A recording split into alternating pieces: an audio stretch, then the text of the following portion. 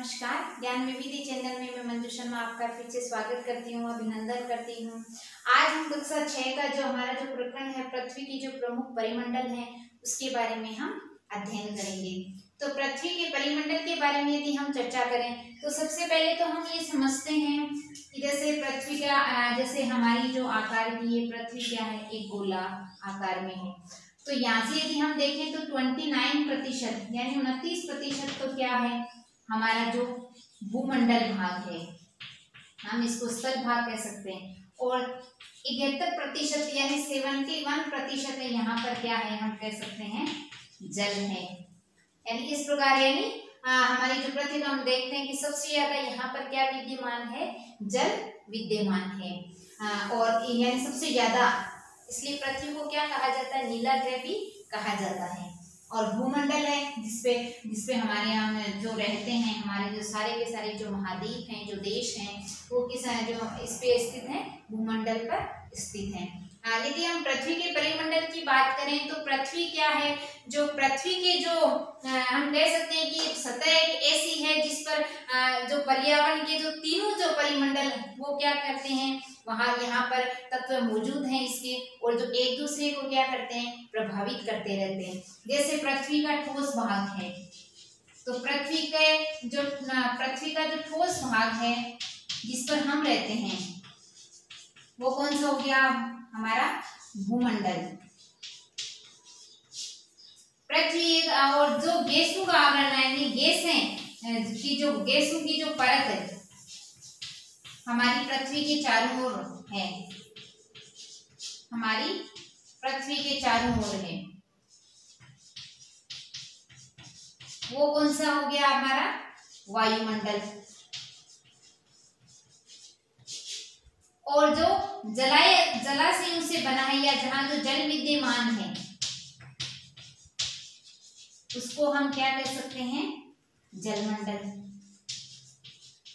यानी ये प्रमुख रूप से तीन जो पृथ्वी के परिमंडल हम कह सकते हैं, भूमंडल, वायुमंडल और जलमंडल। और तीनों का जब आंतरिक जो संबंध बनता है तीनों का, तो इन तीनों के आंतरिक संबंध को किससे उत्पत्ति हम कह सकते हैं, जैव मंडल। इन तीनों से जब आंतरिक जो संबंध बनता है तो क्या बनता है, जैव मंडल उत्पन्न। यानी जो जीव जंतु रहते हैं वो हमारा कौन सा हो गया, जैव मंडल हो गया। अब हम पृथ्वी की सतह को क्या कर सकते हैं, हम जो पृथ्वी की सतह उसको दो भागों में हम बांट सकते हैं।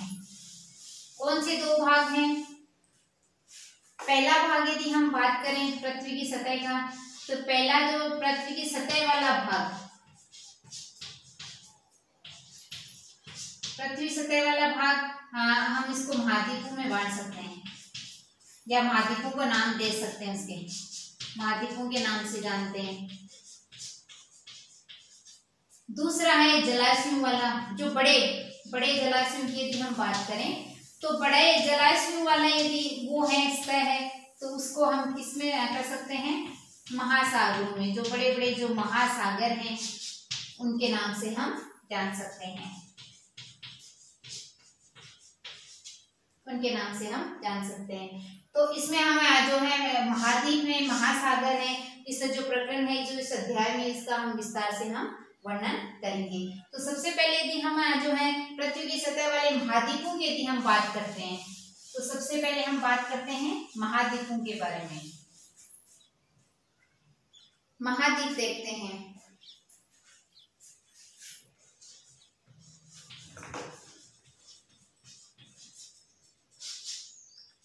हमारी पृथ्वी पर कितने महाद्वीप हैं, 7 महाद्वीप हैं। कितने हैं, 7 महाद्वीप हैं, याद रखना 7 महाद्वीप हैं। सबसे पहले यदि हम बात करें तो एशिया, यूरोप, अफ्रीका, उत्तरी अमेरिका,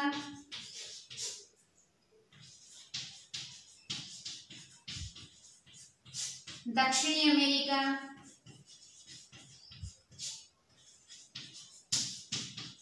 अमेरिका, ऑस्ट्रेलिया, और जो अंतिम है वो हमारा अंटार्कटिका महाद्वीप। यानी ये 7 महाद्वीप हमारे जो हम कह सकते हैं हमारी पृथ्वी की सतह पे मौजूद हैं। एशिया महाद्वीप, यूरोप है, अफ्रीका है, उत्तरी अमेरिका है, दक्षिणी अमेरिका है, ऑस्ट्रेलिया है और अंटार्कटिका है। अब सबसे ज्यादा ध्यान देने योग्य बात है, जैसे हमने शुरू में क्या चर्चा की थी कि भाई इतने से 29 पे क्या है भूमंडल है और बाकी यहाँ इधर के जो प्रतिशत है वो जल है। तो पृथ्वी की सतह पे ऐसा नहीं है कि इधर पूरी तरफ जल ही जल मौजूद है और इधर सिर्फ इधर जो है वो सतह ही सतह मौजूद है, यानी यहाँ पानी नहीं है और यहाँ पर पानी ही पानी है, ऐसा नहीं है। यानी इस सतह पे क्या है, जहाँ महाद्वीप है वहाँ पानी भी है, महासागर भी मौजूद है उनके चारों तरफ। तो इनका यदि हम देखें, सबसे पहले यदि एशिया है, यूरोप है, इनके बारे में हम वर्णन करेंगे। उससे पहले हम थोड़ा सा इसको डायग्राम से समझते हैं तो आपको समझ में आएगा थोड़ा। जैसे हम उसके सतह की हम बात करें, जैसे हमारी जो पृथ्वी मान लो जैसे इस आकार में यदि हम इसको देखें, समझने की कोशिश करना थोड़ा सा। इस आकार में यदि हम देखें तो इस आकार में हमारा ये हमने देखा था, ये हमारा उत्तरी छोर है और ये हमारा है वो दक्षिणी छोर है। और बीच में हमने देखा था यहाँ बीचों बीच हमारी जो विषुवत रेखा है, कौन सी रेखा, विषुवत रेखा, 0 डिग्री अक्षांश रेखा या हमारी जो विषुवत रेखा, ये यहाँ पर विषुवत रेखा है। इसके ठीक ऊपर हमने यहाँ पर देखी थी करक रेखा और इसके ठीक नीचे हमने देखी थी मकर रेखा। यानी ये कौन सी रेखा है, मकर रेखा, 23.5 डिग्री नीचे दक्षिण ध्रुव में और 23.5 डिग्री विषुवत रेखा के ऊपर ये है करक रेखा। हमने यहाँ देखा ये जो हमारा जो बिंदु है यहाँ से लेकर यहाँ तक यदि हम बात करें तो इसकी हम दिशा भी बांट सकते हैं। इस तरह से देखें तो हम ये उत्तर है, ये दक्षिण है, ये पूर्व और ये पश्चिम है। यानी हम इसको देशांतर रेखा के माध्यम से मान लो यहाँ से आप देखना, समझने की कोशिश करना। तो ये हमारा जैसे उत्तर है तो दक्षिण है, दिशा ज्ञात करें तो ये हमारा पूर्व है और ये पश्चिम है। अब यदि हम महाद्वीपों के बारे में देखें कि कौन सा महाद्वीप कैसे है, और हमने देखा कि ऐसा नहीं है कि जैसा हमने जैसा डायग्राम में बताया कि ऊपर ऊपर तो ये स्थल है और नीचे जल है, ऐसा नहीं है कि जल एक ही जगह मौजूद है और भूस्थल एक जगह मौजूद है, ऐसा नहीं है। बीच बीच में जब पानी भी है तो वहां पर आपको सतह भी मिलेगी, भूमंडल भी मिलेगा। तो यदि हम ऐसे बात करें इसके बारे में तो जैसे ये हमारा जो है यहाँ तक फैला हुआ है, क्या है, हम मान सकते हैं कि ये हमारा क्या है, एशिया महाद्वीप। यानी एशिया महाद्वीप क्या है, ये हमारा एशिया महाद्वीप हम इसको मान सकते हैं। ये हमारा एशिया महाद्वीप है, हम इसको नाम क्या दे सकते हैं, एशिया। एशिया से सटा हुआ यहाँ पर जो मौजूद है हमारा जो दूसरा यदि हम बात करें तो ये है हमारा यूरोप। यदि हम इसकी बात करें तो ये है हमारा यूरोप महाद्वीप, ठीक है। उसके बाद यहाँ यदि हम बात करें यहाँ पर ये यदि हम देखें तो ये हमारा है जो ये इस तरह से समझने की कोशिश करना, मैं बना रही हूँ। ये है हमारा उत्तरी अमेरिका, ये उत्तरी अमेरिका महाद्वीप है। इसी के जो सटा हुआ हम कह सकते हैं नीचे जो हमारा ये है, ये इसका स्थल भाग है, ये हमारा है दक्षिणी अमेरिका।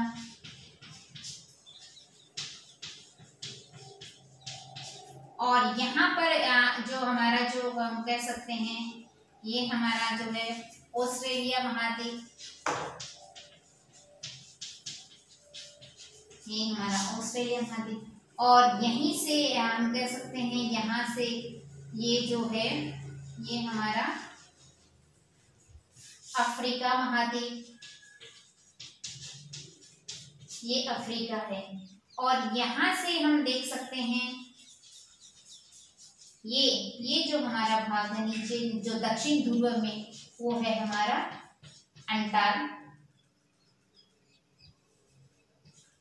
अंटार्कटिका।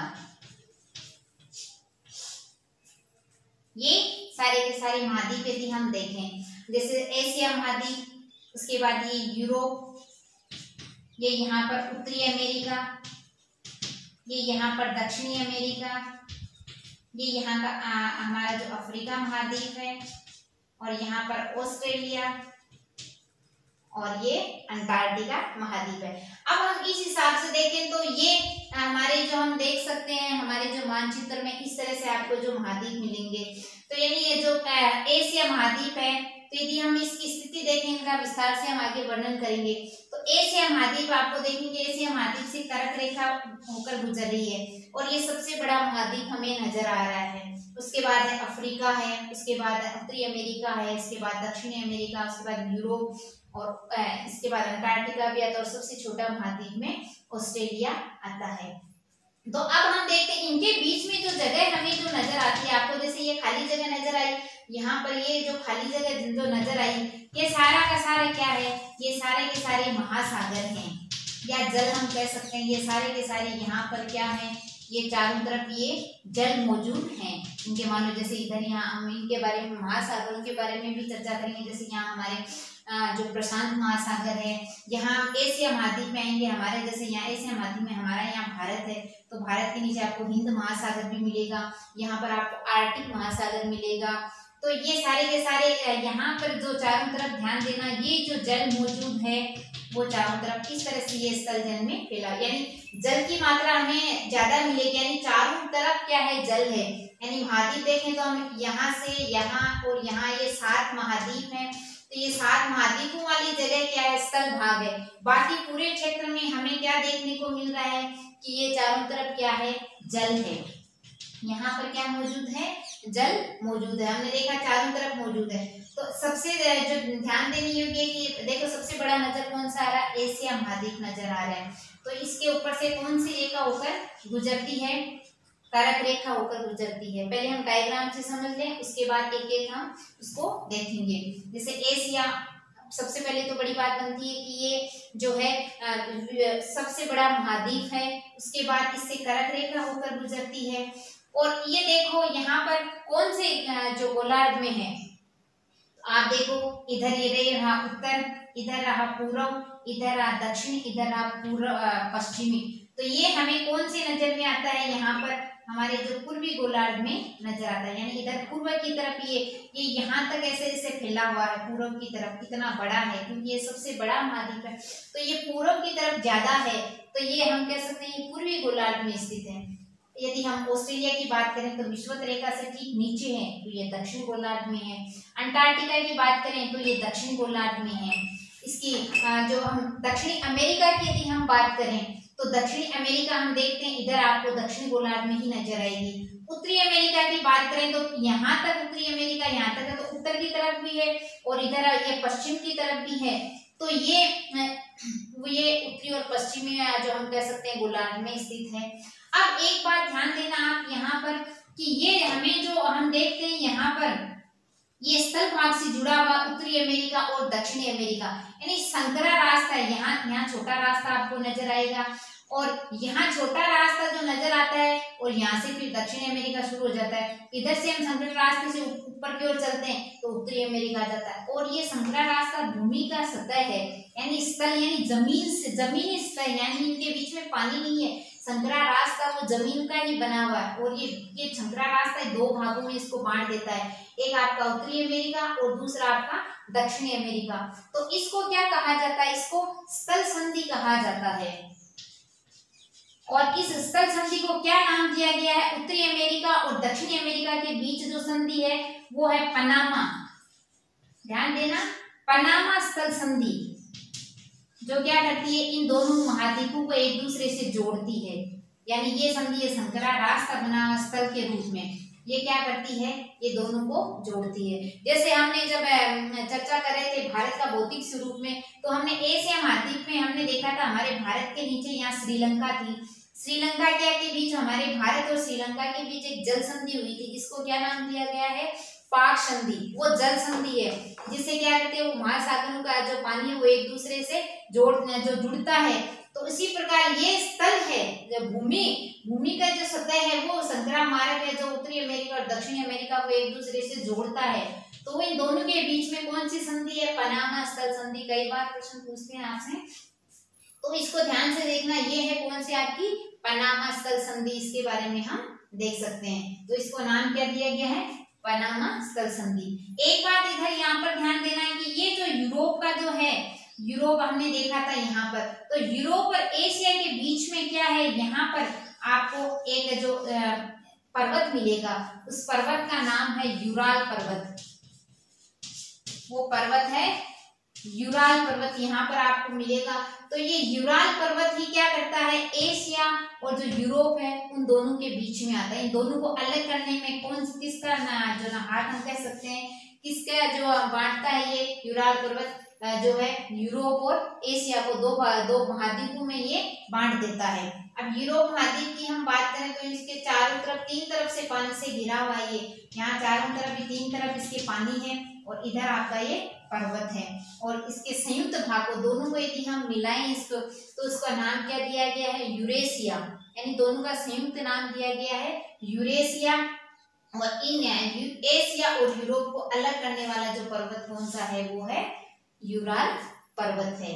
तो इस प्रकार देखते हैं ये जो हमारी जो महाद्वीपों की स्थिति है, ये एक बार आप फिर से देखो। ये एशिया महाद्वीप है, ये यहाँ पर यूरोप है, ये उत्तरी अमेरिका है, ये दक्षिणी अमेरिका है, ये अफ्रीका, ऑस्ट्रेलिया, और ये हमारा जो बर्फ से ढका हुआ है वो सारा का सारा कौन सा महाद्वीप है, अंटार्कटिका महाद्वीप हम इसको कह सकते हैं। तो इस प्रकार ये हमारे महाद्वीपों की स्थिति ऐसी नहीं है कि जो 71% जो जल है तो यहाँ जल ही जल मौजूद है, यहाँ भूस्थल है तो भूस्थल मौजूद नहीं है। हमारे यहाँ चारों तरफ पानी है। और इसी कारण यदि पृथ्वी को, यदि हम जब अंतरिक्ष से जब इसे देखा जाता है पृथ्वी को, तो हमें नीली नजर आती है, क्योंकि ये जो पृथ्वी पे सबसे ज्यादा क्या मौजूद है, यहाँ पर जल मौजूद है, जिसके कारण हमारी पृथ्वी को क्या कहा जाता है, नीला ग्रह भी कहा जाता है। तो इसको एक बार अच्छे से देखना और समझना। अब हम एक एक करके महाद्वीपों का जो आपके पॉइंट में इस हिसाब से उसको देखते हैं।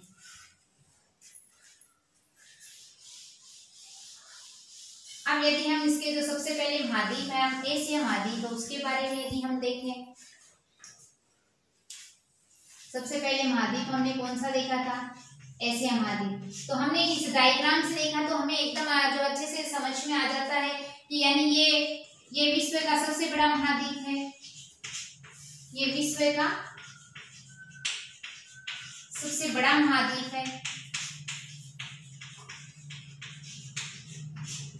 ठीक है। दूसरा हमने इसमें देखा था एशिया में कि एशिया के मध्य से कर्क रेखा होकर गुजरती है। तो यानी कर्क रेखा है वो एशिया के मध्य से होकर गुजरती है, जो एशिया महाद्वीप के मध्य से होकर गुजरती है, एशिया महाद्वीप के मध्य से होकर ये गुजरती है। तीसरा हमने देखा था जो यूरोप और एशिया को, यूरोप में एशिया को जो है यूराल पर्वत, दोनों को अलग अलग करता है। यूराल पर्वत, दोनों के बीच में कौन सा पर्वत है, यूराल पर्वत अलग करता है। और यदि इनके संयुक्त भूभाग को, यदि संयुक्त भूभाग यदि हम इसको जोड़ें तो दोनों का नाम क्या दिया जाता है, यहाँ पर यूरेशिया, यानी इसको दोनों को मिलाकर नाम दे दिया जाता है इसको यूरेशिया।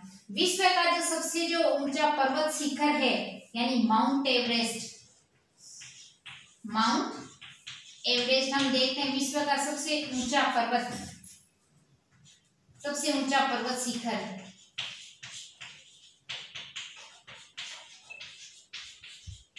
इसी महाद्वीप में है, यानी कहाँ पर है, इसी एशिया महाद्वीप में मौजूद है।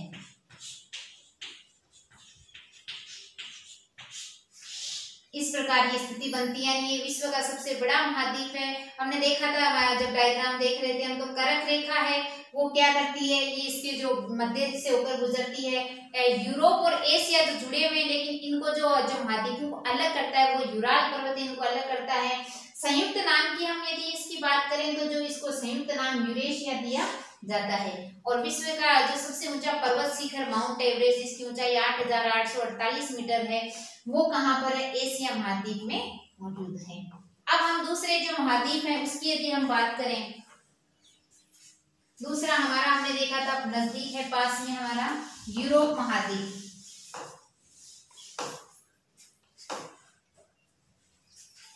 यूरोप महाद्वीप के बारे में देखते हैं। ये एशिया से छोटा है, एशिया महाद्वीप से छोटा है।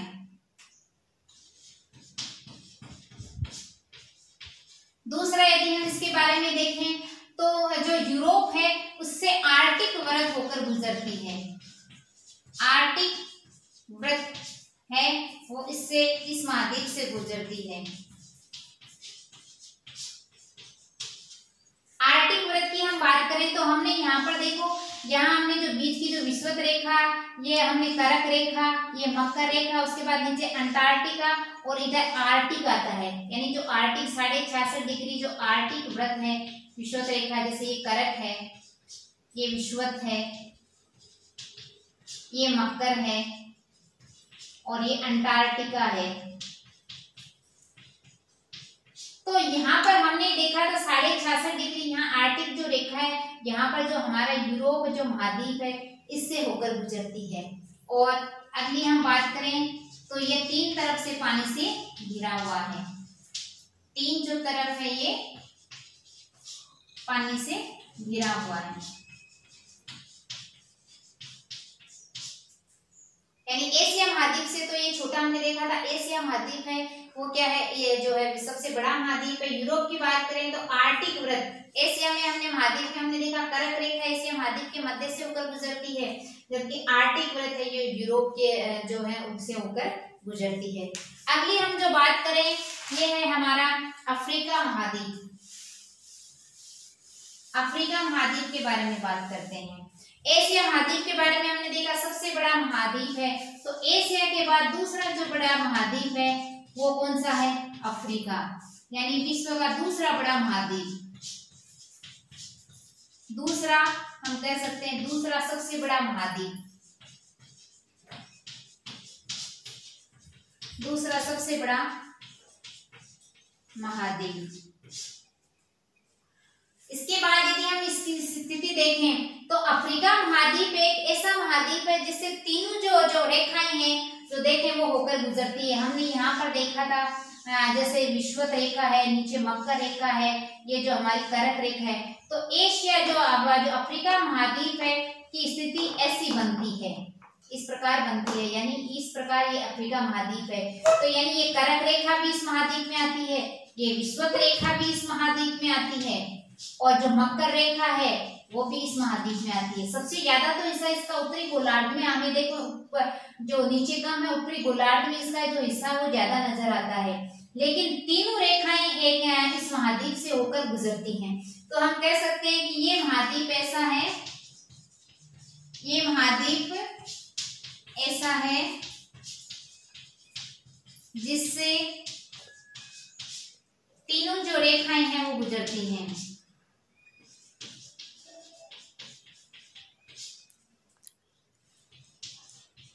तीनों रेखाएं आ गई आपकी, एक आपकी है करक रेखा, दूसरी आपकी विषुवत रेखा और तीसरी आपकी मकर रेखा।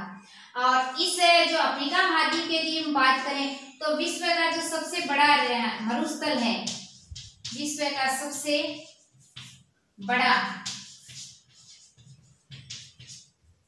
गर्म जो रेगिस्तान मरुस्थल कौन सा है, सहारा। कई बार प्रश्न पूछते हैं सहारा के बारे में, कहाँ पर है ये, अफ्रीका महाद्वीप में मौजूद है। एक यदि हम बात करें तो विश्व की जो सबसे लंबी नदी, विश्व की सबसे लंबी नदी कौन सी नदी है, नील। ये नील नदी भी कहाँ पर है, अफ्रीका महाद्वीप में मौजूद है। यहाँ पर सबसे ज्यादा, यहाँ थोड़ा ध्यान देना कि विश्व की सबसे लंबी और सबसे बड़ी में अंतर है। यानी सबसे लंबी नदी की बात करें तो नील नदी आती है और सबसे बड़ी नदी की बात करें तो वो है अमेजन नदी। तो अमेजन नदी के बारे में तो हम जो अगला हम जो महाद्वीप पढ़ेंगे उनमें हम देखेंगे। तो यानी ये ध्यान रखना, विश्व की सबसे जो लंबी नदी है वो है नील नदी। वो किस में आती है, अफ्रीका महाद्वीप में आती है। और सबसे जो इम्पोर्टेंट आती है कि ये महाद्वीप एक ऐसा महाद्वीप है जो जिसके ऊपर से तीनों रेखाएं गुजरती है, कर्क रेखा, 0 डिग्री अक्षांश विषुवत रेखा और जो मकर रेखा ये गुजरती है। और विश्व का जो सबसे गर्म रेगिस्तान है, सहारा का मरुस्थल, वो भी किसमें मौजूद है, अफ्रीका महाद्वीप में मौजूद है। और बड़ा ये जो सबसे जो हम बात करते हैं बड़ा महाद्वीप, तो एशिया के बाद ये इसका जो दूसरा नंबर जो स्थान आता है किसमें, अफ्रीका का नंबर आता है। आगे हम बात करते हैं हमारा अगला महाद्वीप, वो है उत्तरी अमेरिका। उत्तरी अमेरिका के बारे में बात करते हैं।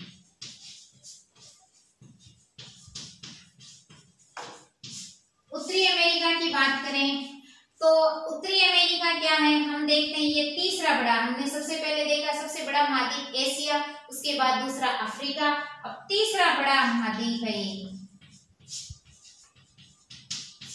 तीसरा बड़ा महाद्वीप हम इसको कह सकते हैं, किसको, उत्तरी अमेरिका को हम कह सकते हैं। और ये जो है उत्तरी अमेरिका क्या है, दक्षिणी अमेरिका से एक स्थल संधि के माध्यम से जुड़ा है। हमने देखा था जब स्थिति यहाँ पर ऐसे देखी थी, तो ये जो उत्तरी अमेरिका के बारे में एक एक करके देखते हैं। जैसे उत्तरी अमेरिका यहाँ हमने देखा था ये स्थिति है, तो यहाँ जो स्थिति बनती है तो यहाँ ये संकरा रास्ता जो बनता है, उसके बाद यहाँ पर ये जो हमारा जो दक्षिणी अमेरिका जो शुरू हो जाता है, तो ये दोनों के बीच जो संधि बनती है स्थल संधि, दोनों के बीच स्थल संधि है, जिसको नाम क्या दिया जाता है, पनामा, पनामा स्थल संधि। इनके माध्यम से ये दोनों महाद्वीप एक दूसरे से जुड़े हुए हैं। तो इन दोनों के बीच में यानी ये कह सकते हैं कि उत्तरी अमेरिका दक्षिणी अमेरिका से स्थल संधि से जुड़ा हुआ है, स्थल संधि से जुड़ा हुआ है। यानी ये दोनों के बीच में एक स्थल संधि है, जल संधि नहीं है, ध्यान देना। स्थल यानी जो मार्ग है, स्थल भाग है, उसी से ये जुड़ा हुआ है, जिसको नाम क्या दिया गया है, पनामा स्थल संधि। ठीक है, अगला हमारा जो है वो है हमारा दक्षिणी अमेरिका। अगले यदि हम महाद्वीप की बात करें तो है दक्षिणी अमेरिका। दक्षिणी अमेरिका की हमने स्थिति देखी थी, ये दक्षिणी गोलार्ध में स्थित है। यानी हमने यदि हम इसकी स्थिति भी देखें, एक एक करके हम देख रहे हैं साथ में, तो यदि हम इसकी स्थिति देखें तो ये दक्षिण में, ये यहाँ पर हमें मौजूद मिलेगा, तो दक्षिणी गोलार्ध में है, यानी ये दक्षिणी गोलार्ध में स्थित है।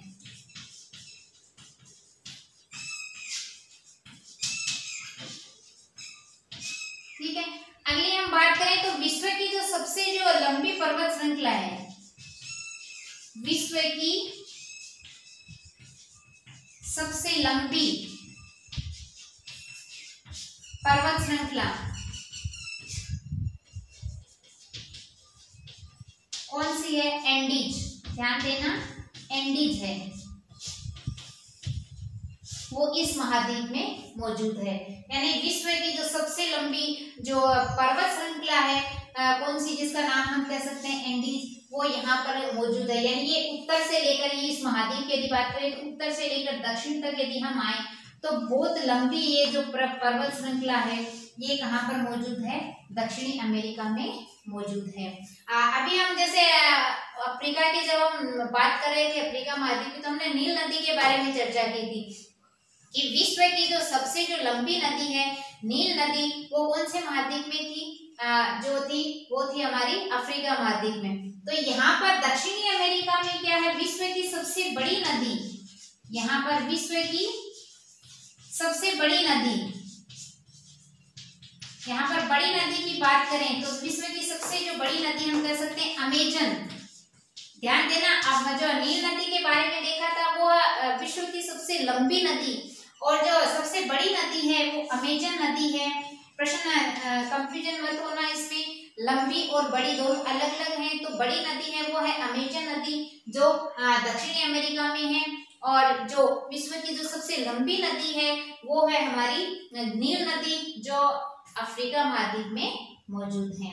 तो ये हमारा था दक्षिणी अमेरिका जो महाद्वीप। अगला हमारा जो महाद्वीप है वो है ऑस्ट्रेलिया के बारे में देखते हैं।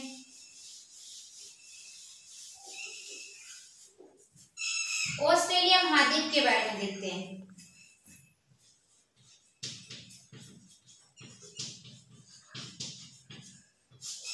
ऑस्ट्रेलिया महाद्वीप के बारे में बात करें तो ये सबसे छोटा महाद्वीप है। जितने भी 7 महाद्वीप हैं उनमें ये सबसे छोटा महाद्वीप है, सबसे छोटा महाद्वीप है। और इसकी बात करिए कहाँ मौजूद है, तो ये दक्षिणी गोलार्ध में, यानी हमने इसकी स्थिति देखी थी, यानी ये यहाँ पर विषुवत रेखा से यहाँ पर मौजूद है, यहाँ पर। तो ये हम कह सकते हैं इधर नीचे, यहाँ से नीचे वाला हिस्सा कौन सा हो गया, दक्षिणी गोलार्ध। तो ये दक्षिणी गोलार्ध में स्थित है, ये दक्षिणी गोलार्ध में, ठीक है। इससे होकर कौन सी रेखा गुजरती है, मकर रेखा। इस महाद्वीप से मकर रेखा होकर गुजरती है। तो ये है हमारा ऑस्ट्रेलिया महाद्वीप के बारे में। अगला जो हमारा जो अंतिम महाद्वीप है वो है कौन सा हमारा, अंटार्कटिका महाद्वीप।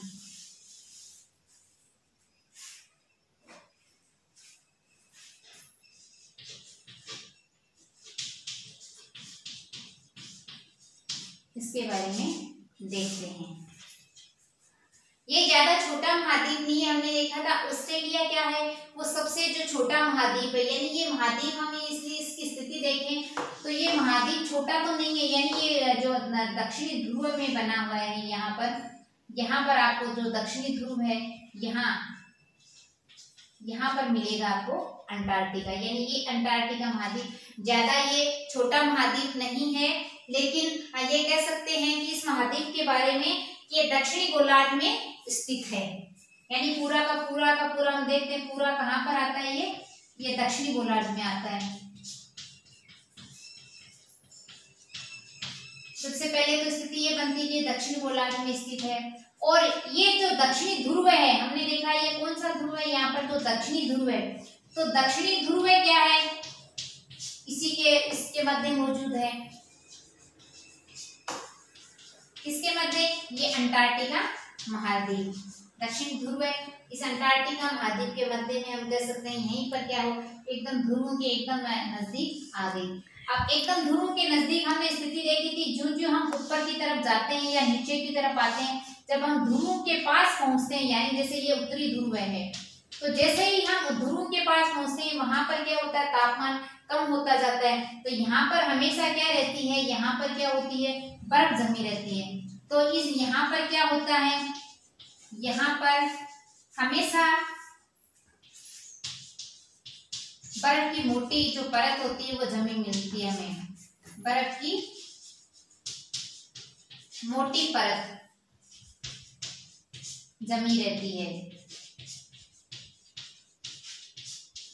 यहाँ पर क्या होता है, यहाँ पर अंटार्कटिका एक ऐसा महाद्वीप है जो बर्फ से ढका हुआ, यानी ये हम इसको कह सकते हैं जनशून्य। यहाँ पर कोई भी मानव निवास नहीं करता। आप ध्यान देना, मानव निवास नहीं करता तो कोई स्थायी निवास नहीं है, यानी स्थायी मानव निवास नहीं है यहाँ पर। इसका मतलब भी हम समझ सकते हैं कि मनुष्य तो आते हैं यहाँ पर, लेकिन उनका स्थायी निवास नहीं। जैसे हमने बाकी जितने भी महाद्वीपों में देखा, सारा का सारा जो महाद्वीप है उसमें जो जन समूह रहता है, लेकिन एक ऐसा महाद्वीप है अंटार्कटिका जो जनशून्य हम कह सकते हैं। वहां पर कोई भी किसी भी मनुष्य का स्थायी निवास वहां पर नहीं है। विश्व के जो अनेक देश हैं वहां के शोध संस्थान यहाँ पर मौजूद हैं। विश्व के जो देश हैं, विश्व के देशों के यहाँ पर शोध संस्थान है, जो शोध क्रिया जो करते हैं वैज्ञानिक, वो यहाँ पर जो शोध संस्थान यहाँ पर मौजूद हैं। कहाँ पर, अंटार्कटिका महाद्वीप में। तो हम इस प्रकार कह सकते हैं शोध संस्थान के लिए यहाँ पर जाते हैं, लेकिन स्थायी मानव निवास यहाँ पर नहीं है। भारत के भी जो यहाँ पर, भारत ने भी अपने जो शोध संस्थान अंटार्कटिका में स्थापित कर रखे हैं। तो भारत के जो शोध संस्थान हैं वो कौन से हैं? हम थोड़ा सा ऊपर से देखते हैं। भारत के शोध संस्थान की बात करें तो एक है आपका जो है मैत्री और दूसरा है आपका दक्षिणी गंगोत्री। यानी अंटार्कटिका में भारत के भी जो शोध संस्थान है, भारत के शोध संस्थान की यदि हम बात करें, ये प्रश्न कई बार पूछते हैं। पहला है आपका मैत्री और दूसरा है आपका दक्षिणी गंगोत्री।